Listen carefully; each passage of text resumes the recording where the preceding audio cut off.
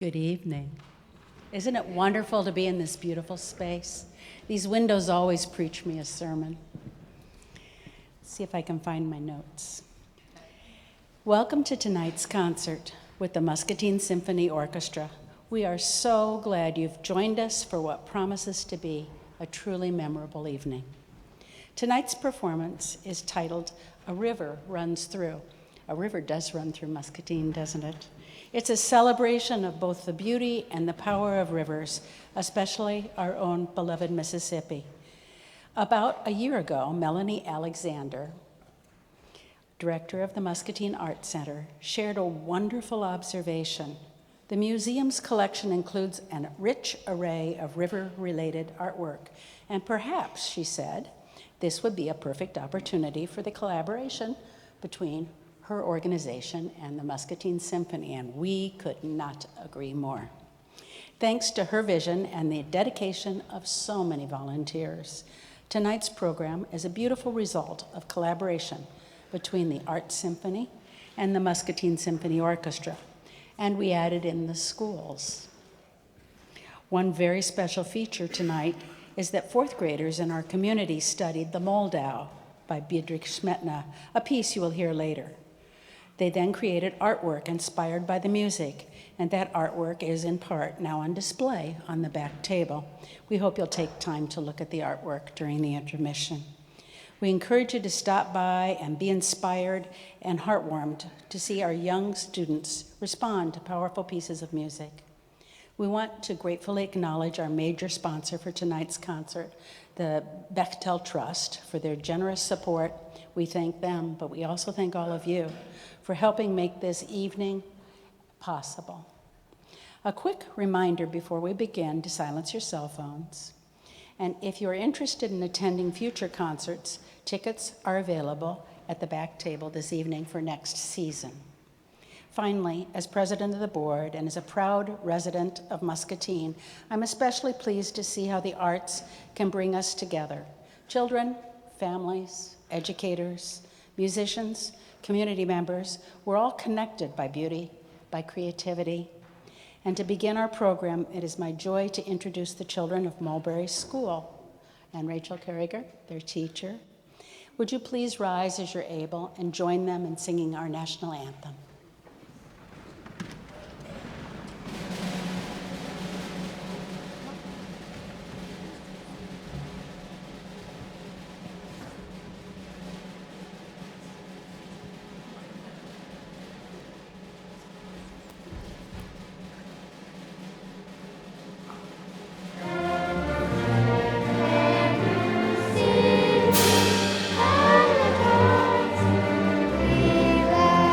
We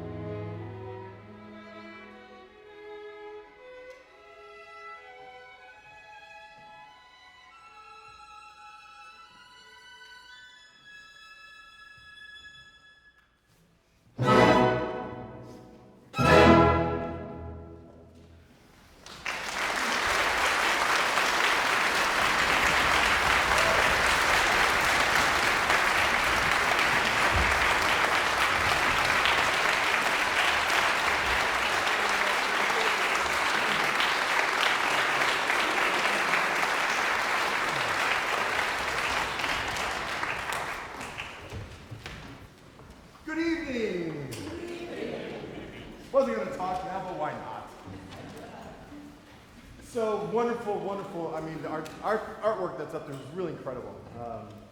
Amazing what we have here, just up the road, right, from this building. So go check it out if you haven't been there lately. What concert would be complete without Blue Danube, right? I mean, I kind of was almost stereotypical when I was programming. I'm like, maybe should I do it? No. Yes, we have to.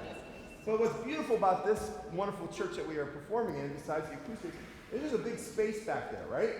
So if you just happen to feel in the mood to do some waltzing, be our guest.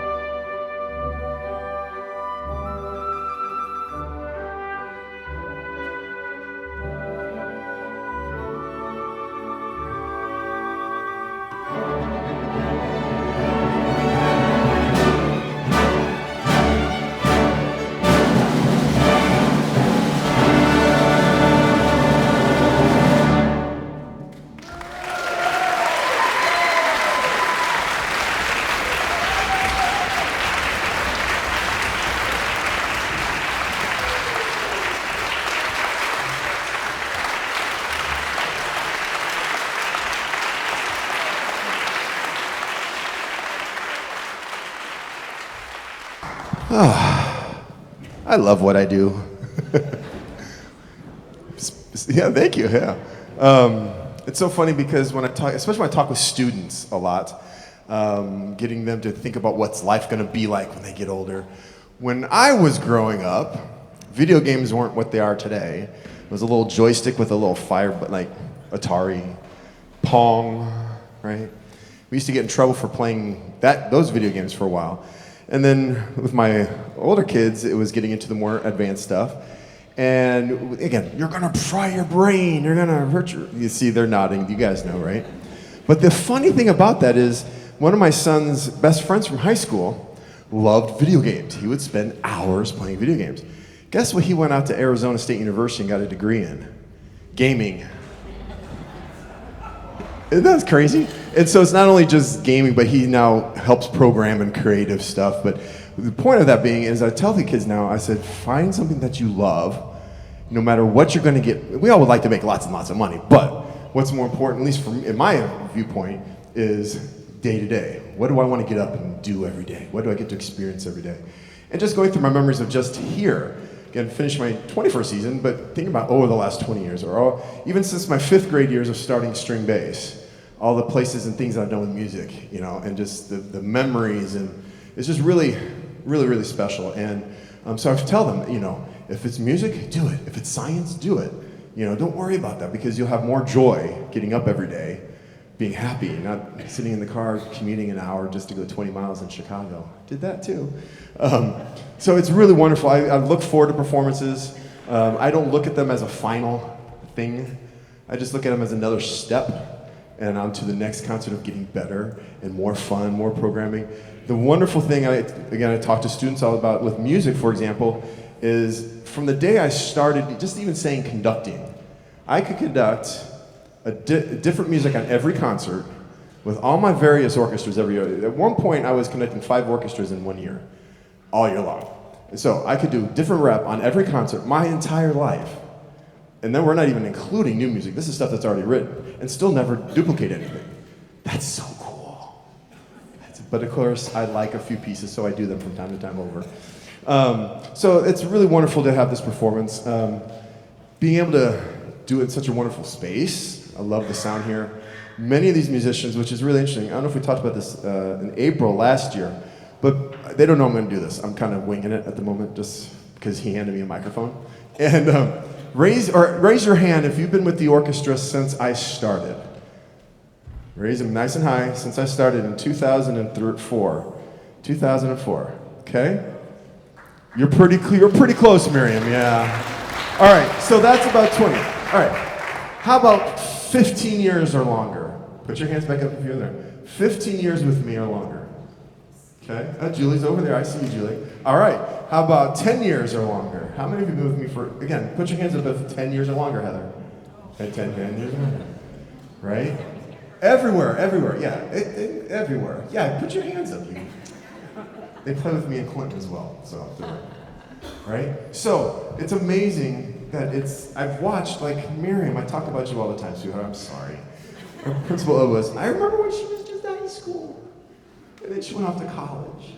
And then she comes back and becomes a mom, like, now you're making me feel old, right? But it's great, music being part of those lives, right? So it's great to work with collaborations and bring other things with the orchestra, because orchestras can do amazing things. We're not just this Schumann and Strauss. And usually when I talk about orchestras, I don't say classical music, because those who know, classical music is only a little segment of time in our timeline. I talk about symphonic music, because any of the video games those kids over there play, yeah, you listen to it in the music, there are symphonic scores. So there are music composition majors at a university that are 19, 20 years old who grew up gaming who are writing music for video games. That is absolutely incredible. And so there's no reason why we can't do things like that. Movies, TVs, all sorts of things. You remember Dan Kamen, don't you? The mime that came many years ago, and he had the white face, and Lonnie, did you? Yeah, you did. And it's amazing when I talk about that performance, because I had to learn a script of acting 15 pages with this guy. It was fantastic. Really, really fun stuff. Really great show. And so putting artwork. We've done artwork with the symphony before, but it's been with kids. where we've done, with the Sessler's help, when Richard and Mary Alice were out in the schools, we'd be getting the kids involved as well, and then putting theirs up on the screen. So it's been really great to see this really amazing historic artwork. And I shouldn't tell you this, but I've been looking at it too while we're going, just to see how it's looking on the big screen. But I hope you're really enjoying that aspect of the performance. And again, as Cheryl mentioned earlier, it was kind of the brainchild of a collaboration from Melanie from over at the Art Center. And she's here, and so can you guys give Melanie a big round of applause for this?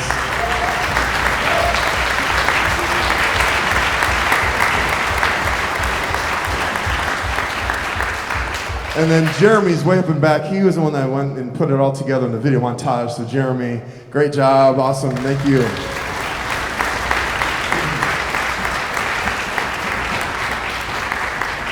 And while this is the last Masterworks concert of the year, it's not our last concert, of course, because we add in the 4th of July concert, which is part of this season, technically speaking, I guess. And so, again, our plans are to be on the riverfront.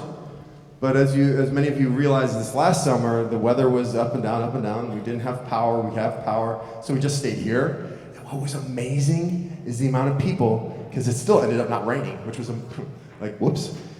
Full house, kids, families that have never been to our concerts. It was fantastic. So again, July 4th, I think this is going on 19 years, like we've been doing it pretty much since I've been here, right? I remember we were looking at my house on 2nd Street at the riverfront going, we have to perform down there.